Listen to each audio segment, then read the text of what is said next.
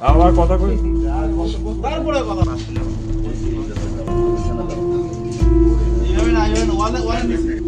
মেহেরপুর শহরের ওয়াবদাপাড়া এলাকায় অভিযান চালিয়ে ১৩০ গ্রাম হেরোইন সহ মা ছেলেকে আটক করেছে বাংলাদেশ সেনাবাহিনী ও জেলা মাদকদ্রব্য নিয়ন্ত্রণ অধিদপ্তর। আজ শনিবার এই অভিযান পরিচালিত হয়। আটককৃতরা হলেন মেহেরপুর শহরের ওয়াবদাপাড়ার নুরুন নবীর স্ত্রী শিখা খাতুন ও তার ছেলে জাহিদ। আবার কথা কই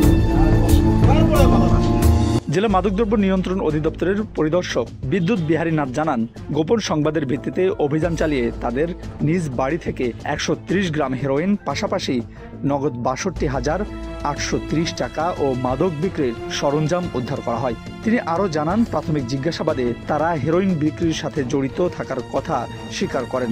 তাদের বিরুদ্ধে মাদকদ্রব্য নিয়ন্ত্রণ আইনে মামলা দিয়ে মেহেরপুর সদর থানায় হস্তান্তর করা হয়েছে। এই ওয়াবদার মোড় এলাকায় মেহেরপুরের মাদকের গডফাদার নবী ওরফে মোহাম্মদ নবী হোসেন বিপুল পরিমাণ হেরোইনের ব্যবসা করে এবং লেনদেন করে ও অপরাপর মাদক ব্যবসায়ীদের কাছে সেই হেরোইন সরবরাহ করে জানতে পেরে আমরা অভিযান পরিচালনা করি। সেই অভিযানে আমরা তার বাড়ি থেকে ১৩০ গ্রাম হেরোইন উদ্ধার করেছি।